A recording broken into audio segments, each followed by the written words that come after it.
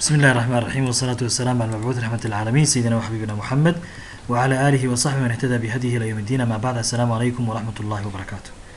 waxaan ku jirnaa taxanaheennii aan ku sameynay database-ka waddadeena gaaban aan ku sameynay inagoo isticmaalayna vb.net.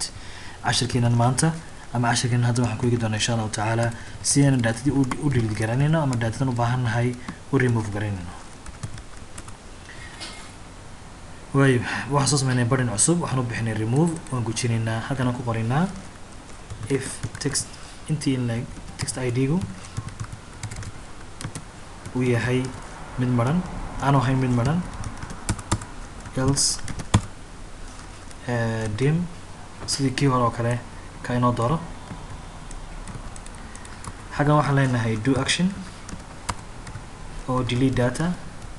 waxaan u baahannahay muxuu delete garanayaa markaa tablekaas waxa ku jira ayuu delete garanayaa ma dhammaantii buu delete garanayaa ma delete garanayo.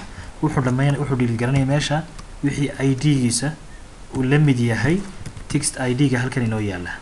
waxa id-giisu kaa la mid yahay la mid yahay text id-ga waxa ku jira wixii la mida ayuu markaa inoo delete garanaya.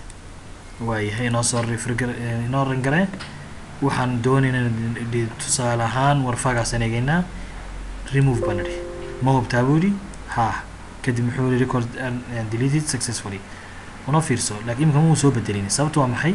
waxaan u baahannahay imika haddaan soo register garin inoo fiirso markaysa imika warfaan ku jira meesha. sababtu waa maxay?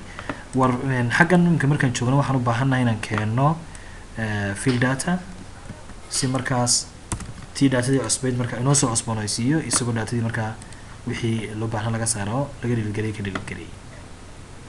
arigaas inaan remove ma hubtaa haaba nidhi okay u dhilgeliyay. way qodobka labaad waxa weeyaan number 3gaas oo kale waynaanu jiri imika haddaan remove nidhaahno okay daatadii ma jirto muxuu remove garayma ma jirto be marka waxaan u baahan nidhaahna markaas kadib waxaan leenahay intaa markuu dhameeyay kadib waxaan leenahay text id-ga isna waxaa ka dhigaysaa maxay isna ha marnaado masax waxaa ku jira masax baan leenahay. waay marka qaybtii delete-ka imika saasaan ku guulaysanay insha allahu tacaala. layla remove okay successfully waa kaa masaxay recordkii oo kaa inoo masaxay text boxkii kaasoo sheegaya markaa numberka imika haddaan isnaano nagaralaha buu hayidhi maxamed oran.